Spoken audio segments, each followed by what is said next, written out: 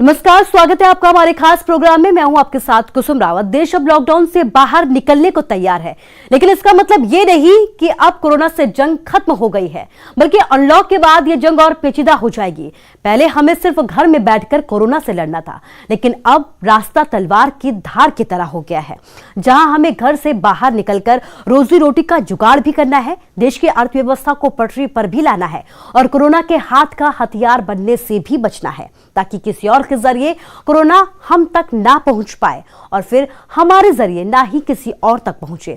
इसलिए जब India unlock होगा तो हमारी लड़ाई एक वेल ट्रेन कमांडो की तरह हो जाएगी। हमें अपना ख्याल रखना है, लेकिन एक अनजान दुश्मन से भी लड़ना है, खुद को भी बचाना है और दूसरों को भी बचाना है। यह काम मुश्किल जरूर है, लेकिन असंभव नहीं। बस थोड़ा सा अलर्ट रहना है, अनुशासित रहना है। यही वक्त की मांग भी है, यानी देश को आगे भी बढ़ाना है और बीमारी से भी बचाना है।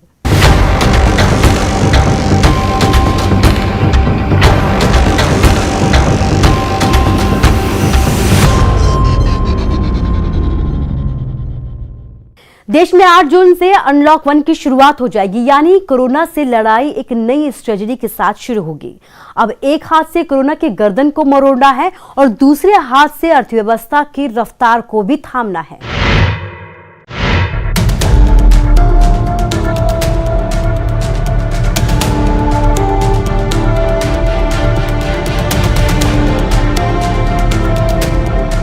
कोरोना का कहर अभी खत्म नहीं हुआ है, लेकिन अब लड़ाई घर में बैठकर नहीं लड़ी जा सकती।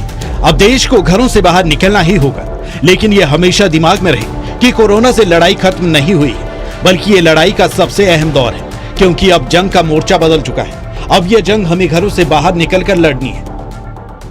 साथियों, सभी एक्सपर्ट्स बताते हैं, साइंटिस्ट बताते हैं कि कोरोना लंबे समय तक हमारे जीवन का हिस्सा बना रहेगा, लेकिन साथ ही हम ऐसा भी नहीं होने दे सकते कि हमारी जिंदगी सिर्फ और सिर्फ कोरोना के इर्द गिर्द ही सिमट कर रह जाए। हम मास्क पहनेंगे, 2 गज दूरी का पालन करेंगे, लेकिन अपने लक्ष्यों को दूर नहीं होने देंगे। हमारे पास एडवांटेज ये है कि हम अब दुश्मन को अच्छी तरह से समझ चुके हैं। हम जान चुके हैं कि दुश्मन की ताकत क्या है और कमजोरी क्या है। यही समझ जीत हार के लिए सबसे अहम होती है, और यही समझ न केवल हमारी लड़ाई को आसान बनाएगी, बल्कि हमें जीत भी दिलाएगी, क्योंकि 8 जून से इंडिया अनलॉक होने जा रहा है।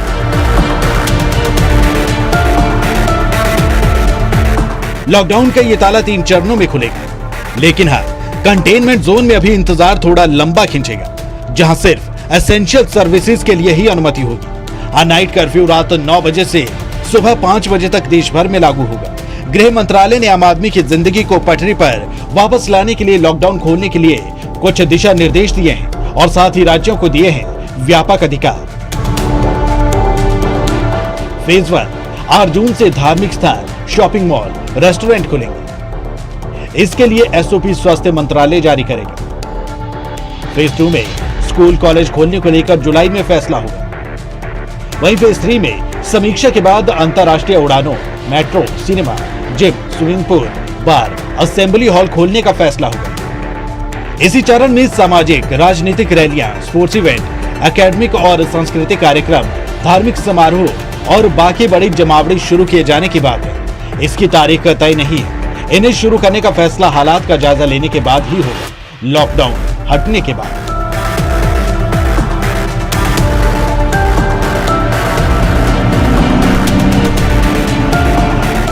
अंतरराज्यीय परिवहन पर रोक नहीं होगी। अगर राज्य रोक लगाते हैं तो पहले से लोगों को बताना होगा। बुजुर्गों, गर्भवती महिलाओं, रोगियों को घर में रहने की सलाह। 10 साल से छोटे बच्चों को भी घर में रहने की सलाह। पहले की तरह मास्क लगाना, सोशल डिस्टेंसिंग का पालन करना जरूरी होगा। भीड़ लगाना भी मना होगा। शादियों के लिए ज्यादा से ज्यादा 50 लोग इकट्ठे हो पाएंगे।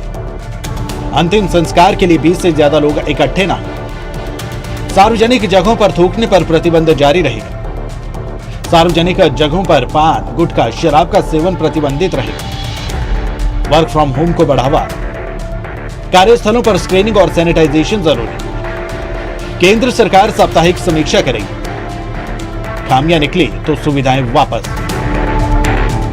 केंद्र सरकार ने 24 मार्च 2020 से ही पूरे देश में सख्त लॉकडाउन लागू किया। इसमें आवश्यक गतिविधियों को छोड़ सभी गतिविधियों को प्रतिबंधित कर दिया गया। लेकिन अब इंडिया पूरी तरह के साथ अनलॉक होगा, यानी आगे भी बढ़ेंगे और कोरोना से भी लड़ेंगे। Bureau report, news 18।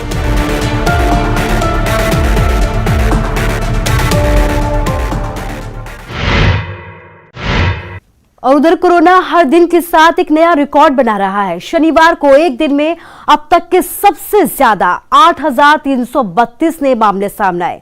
बावजूद इसके अच्छी बात यह है कि कोरोना को मात देने के आंकड़ों में भी बहुत ज्यादा सुधार हुआ है। आइए आपको आंकड़ों के जरिए बताते हैं कि इस युद्ध में दुनिया के मुकाबले में भारत कहां खड़ा है।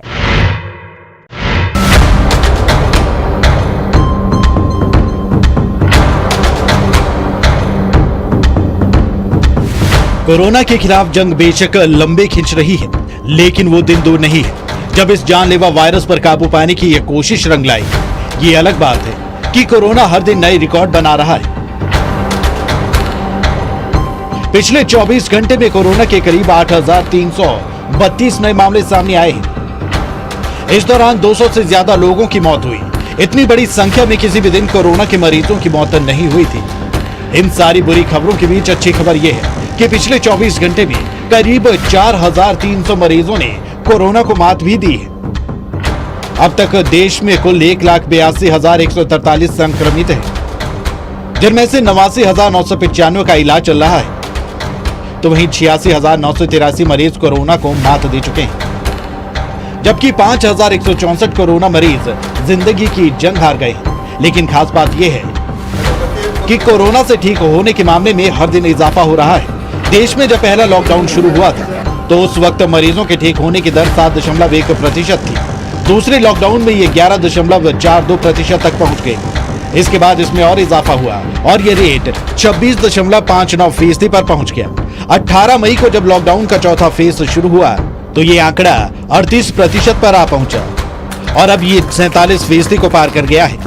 यहाँ ये भी अच्छी बात है कि दूसरे देशों के मुकाबले भारत में मौत की दर भी काफी कम है। यहाँ कोरोना के करीब 2.86% मरीजों की मौत हो रही है, जबकि सबसे ज्यादा जान गंवाने वाले देशों की लिस्ट में बेल्जियम टॉप पर है। यहाँ 16.24% मरीजों की मौत हो रही है। फ्रांस में यह आंकड़ा 15.37% है।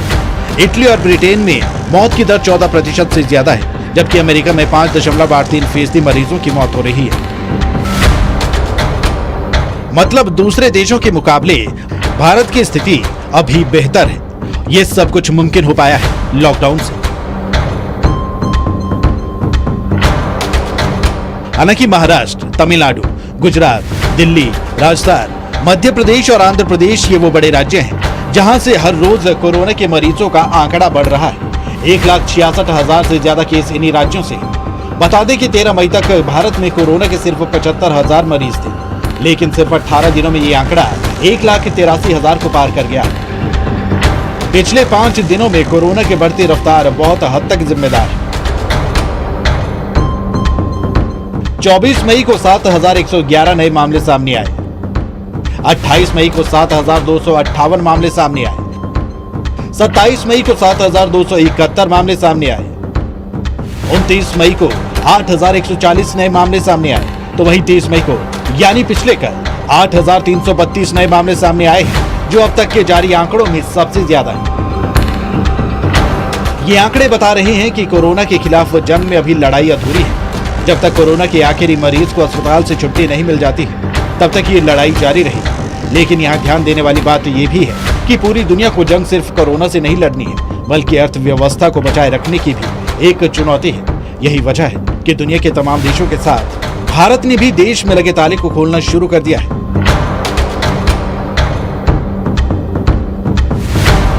कल शाम गृह मंत्रालय की ओर से नई गाइडलाइन जारी की गई, जिसके मुताबिक 1 जून से देश लॉकडाउन से अनलॉक की ओर बढ़ेगा। Bureau report, news 18।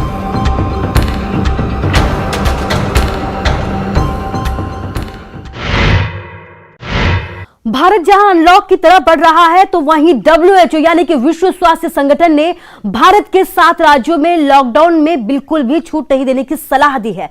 लेकिन WHO की विश्वसनीयता पर भी अब खुद सवाल खड़े हो गए हैं, क्योंकि अमेरिका के राष्ट्रपति डोनाल्ड ट्रंप ने WHO को यह कह दिया है, तलाक तलाक तलाक।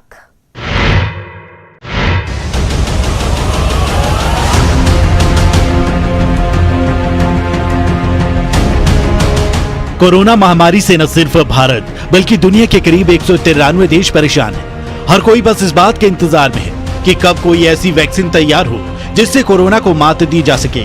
लेकिन अगर इतिहास के पन्नों को टटोले तो अभी ऐसी संभावना दूर दूर तक नहीं दिखती। इस बीच सभी मुल्कों की ये मजबूरी भी है कि लगातार गिरती अर्थव्यवस्था को संभालने के लिए देश पर लगे ताले को खोला जाए, और भारत भी इससे अलग नहीं है।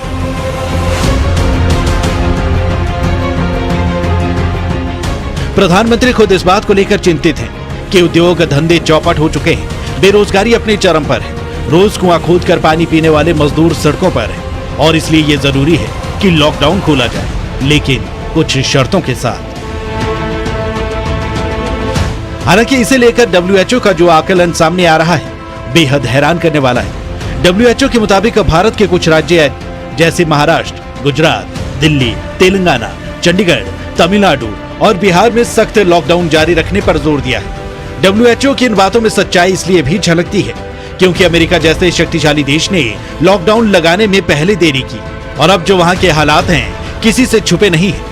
हालांकि इसे लेकर अमेरिकी राष्ट्रपति डोनाल्ड ट्रंप WHO को ही दोषी मानते हैं। ट्रंप का आरोप है कि WHO ने दुनिया को इस महामारी के बारे में समय से अवगत नहीं कराया और चीन के साथ मिलकर अमेरिका के खिलाफ साजिश की।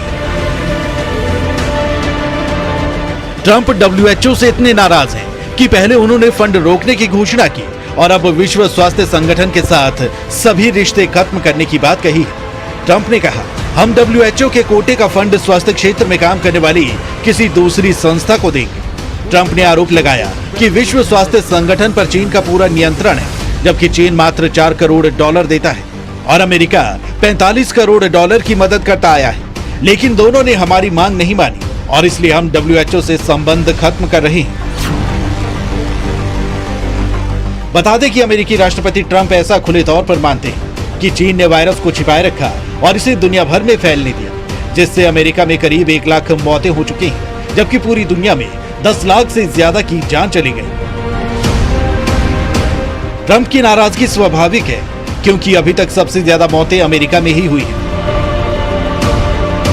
आपको यहां जानकर हैरानी होगी कि दुनिया का सबसे शक्तिशाली मुल्क अमेरिका अभी तक 4 युद्ध लड़ चुका है और जिसमें करीब अमेरिका के 1 लाख सैनिक मारे गए हैं, और एक वायरस की वजह से महज चंद दिनों में अमेरिका अपने इतने नागरिकों को खो चुका है। हालांकि भारत में समय पर लगाए गए लॉकडाउन की वजह से ऐसी स्थिति अभी तक नहीं आई है और न आगे आने की कोई संभावना है। बस जरूरत है तो सावधानी बरतने की। Bureau report, news 18।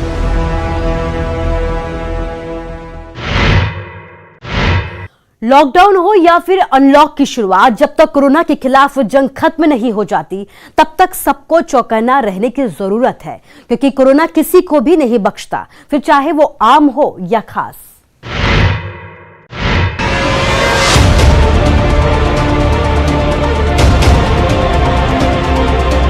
पूरे देश में कोरोना के प्रकोप की बात करें तो ये भूल जाना होगा कि कौन आम और कौन खास। दरअसल कोरोना कभी अपने मरीजों से भेदभाव करता नहीं पाया गया है। राजनेता, फिल्म एक्टर, बड़े बिजनेसमैन, चाहे आप जिसकी भी बात कर ले, या तो कोरोना से बचता फिर रहा है या फिर कोरोना ने उसे अपनी जद में ले लिया है। बात दिल्ली की करें तो यहाँ हालत बद से बदतर होते जा रही है।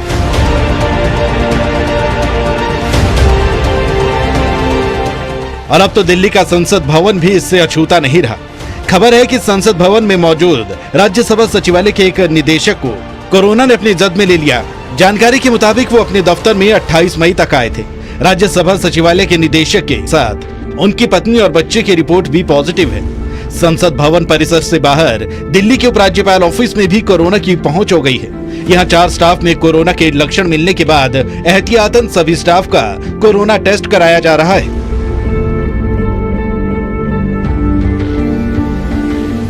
यकीनन इस तरह की खबरें न सिर्फ दिल्ली वासियों को बल्कि पूरे देश को परेशान करने वाली है। लॉकडाउन खुलने में अभी वक्त बाकी है, और खबर ये भी आ रही है कि दिल्ली सरकार बाजार को पूरी तरह से खोलने के मूड में है। और अगर ऐसा होता है तो पहले से कोरोना की मार झेल रही दिल्ली के लिए आगे और चिंता की बात होगी। यही वजह है कि दिल्ली के पड़ोसी राज्य हरियाणा ने अपने बॉर्डर को एक बार फिर सील कर दिया है। पिछले कल जब दिल्ली गुरुग्राम बॉर्डर को सील किया गया, गाड़ियों की लंबी लंबी लाइनें लग गई। कुछ लोग इससे बेहद नाराज भी दिखे, लेकिन हरियाणा सरकार ने अपने तेवर सख्त करते हुए साफ शब्दों में कहा, दिल्ली से कोरोना आ रहा है, ऐसे में हम बॉर्डर को नहीं खोल सकते। गुड़गांव में 400 से ज़्यादा हैं, फरीदाबाद में 300 से ज़्यादा हैं, सोनीपत में 300 के आसपास हैं, झज्जर में ज़्यादा हैं, बाकी सारे जिलों में 50 से कम हैं। और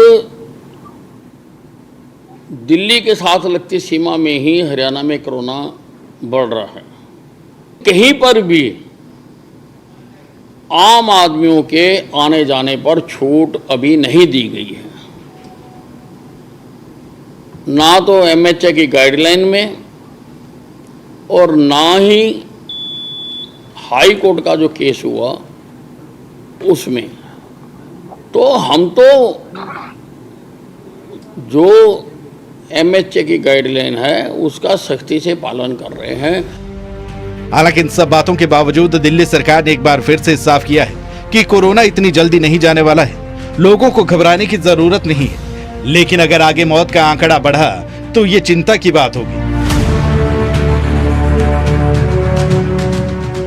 पिछले कुछ दिनों में दिल्ली में कोरोना की वजह से कोरोना के केस बढ़ रहे हैं, तेजी से बढ़ रहे हैं।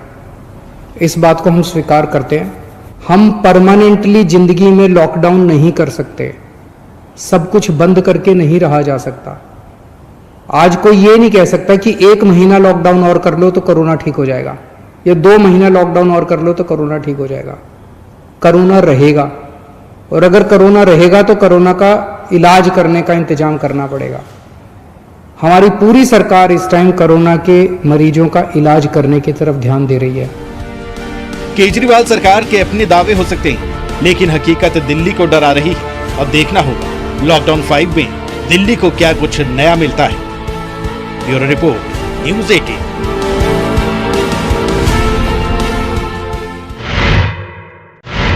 और फिलहाल के लिए इस खास प्रोग्राम में बस इतना ही। नमस्कार।